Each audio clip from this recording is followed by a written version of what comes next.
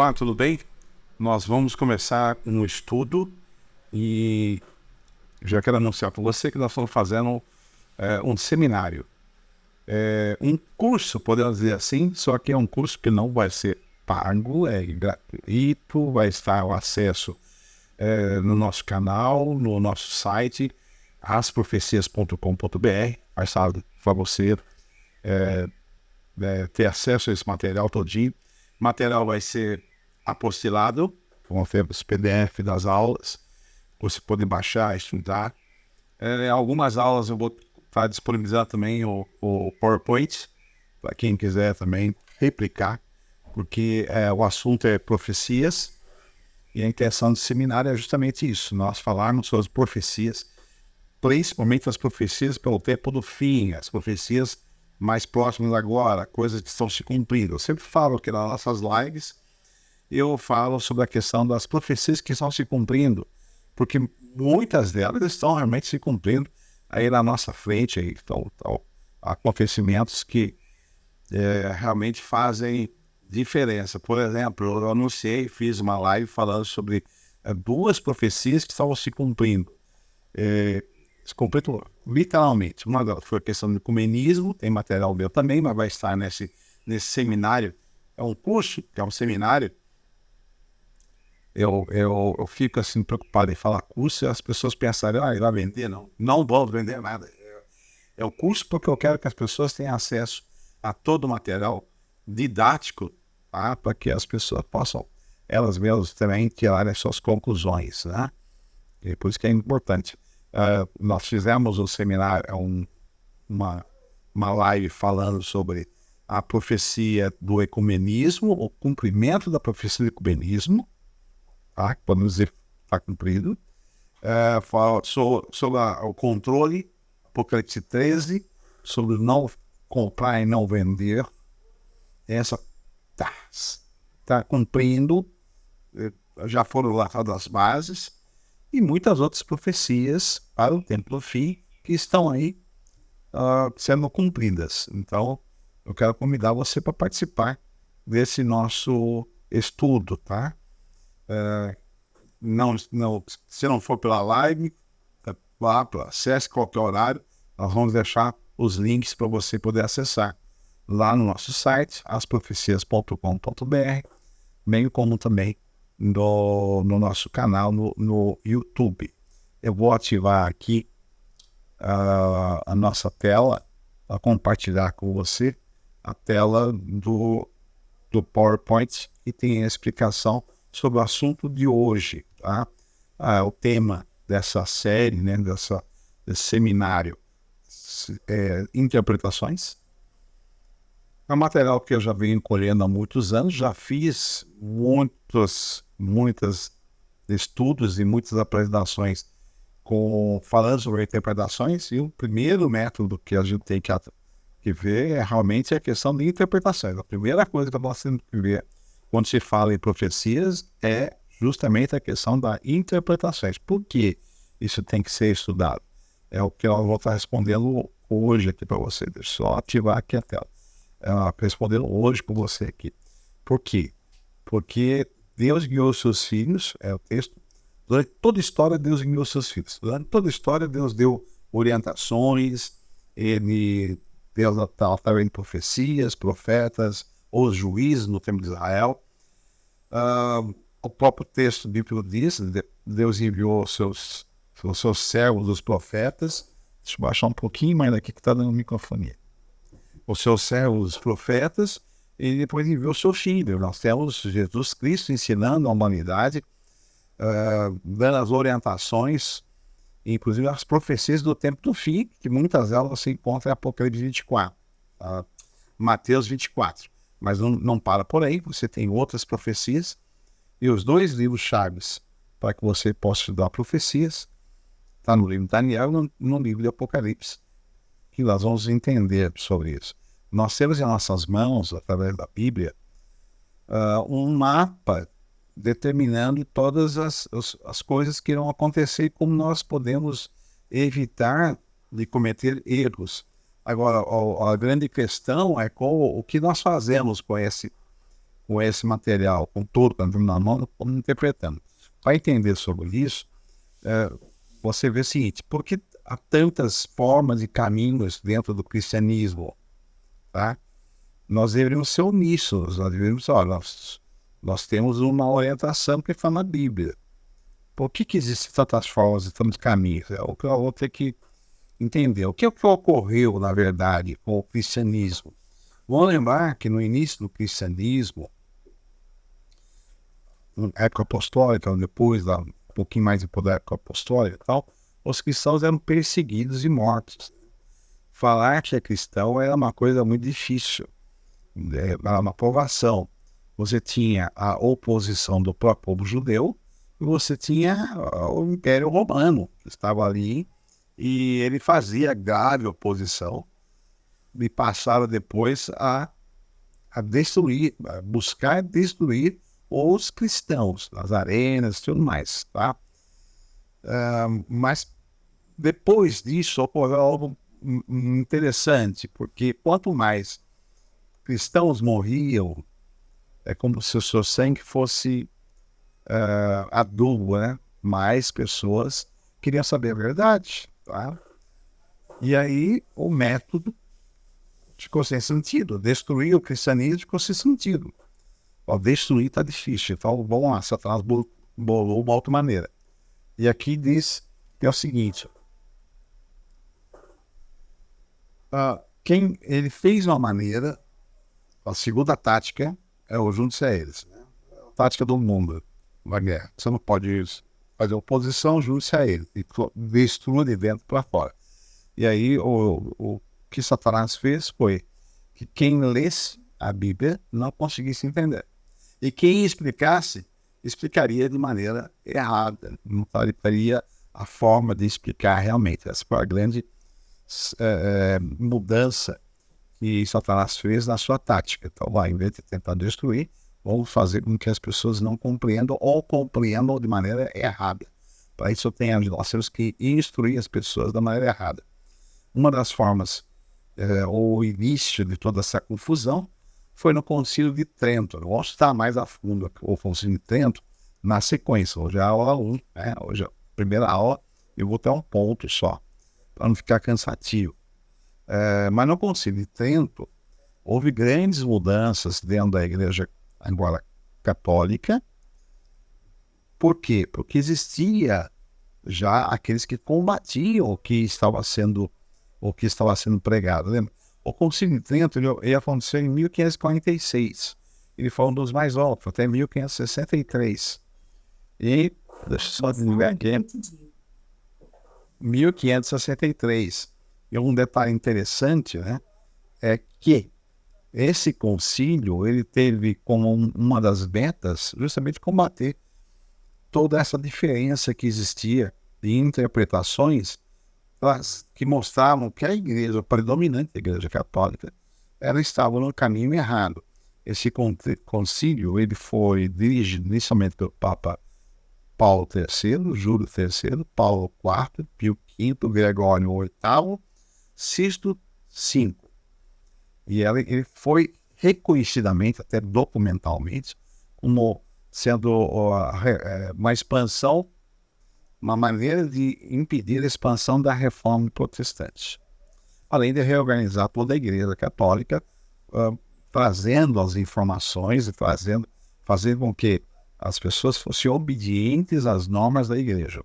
Foi também lá com Loyola, né, instituída a Ordem dos Jesuítas. Foi Inácio Loyola que fez, e a Ordem Jesuíta era a ordem mais ferrenha, mais radical que existiu dentro da Igreja. Então, o Concílio de Trento foi muito importante. Por que foi muito importante? Porque nesse concílio foram lançados conceitos teológicos que foram colocados em prática na Igreja Católica. Mudanças drásticas que foram adotadas para justamente demonstrar a questão da superioridade, infabilidade e também a questão de ser a igreja predominante. Esse foi um detalhe. Vou trazer alguns dos conceitos que foram determinados nesse período.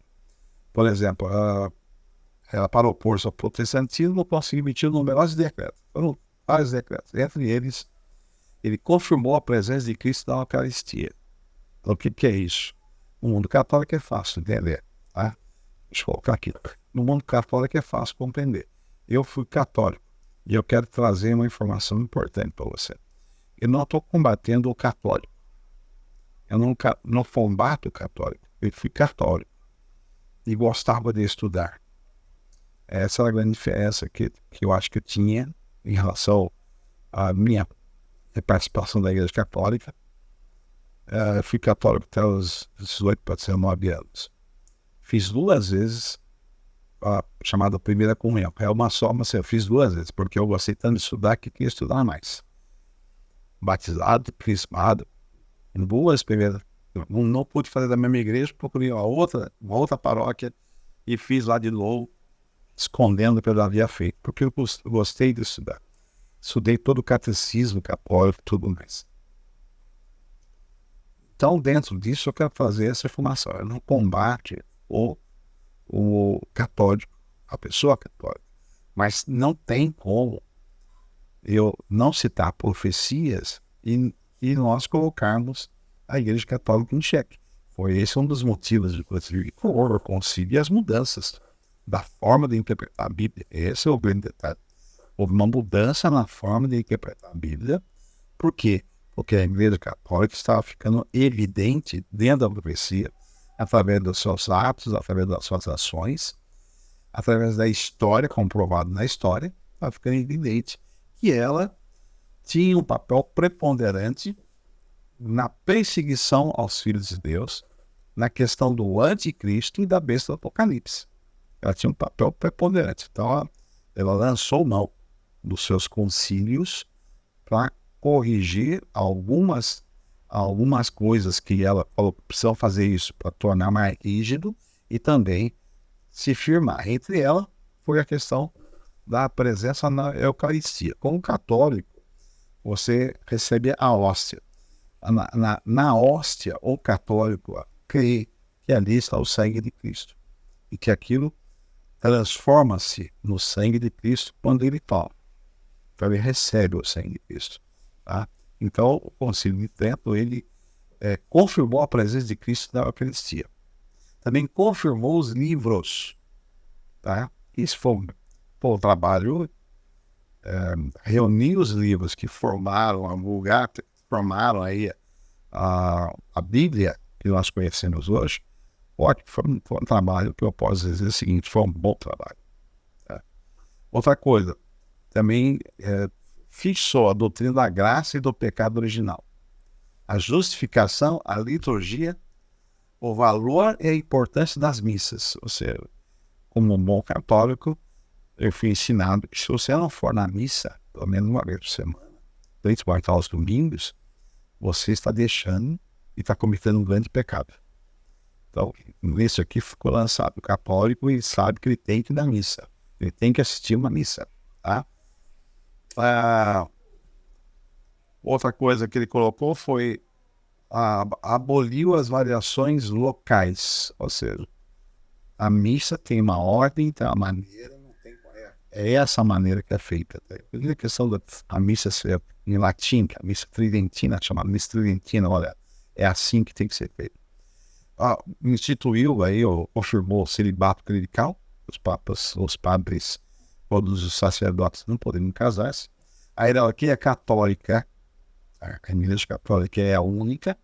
A infabilidade da Igreja, porque ela é inerrante. Isso, olha, só existe a Igreja Católica e ela é inerrante. Note um detalhe, não vou trazer a imagem aqui, mas há bem pouco tempo atrás, o Papa, agora, Francisco apareceu ao vivo numa reunião de representantes de várias outras religiões, que foi promovida por uma pessoa que faleceu já.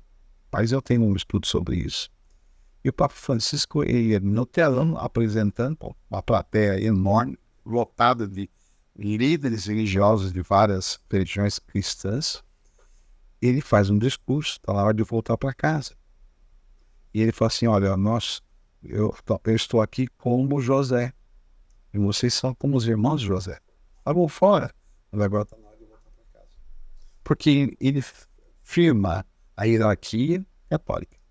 Houve agora uma das nossas, e vai ser algo do nosso estudo, foi a questão do ecumenismo, né?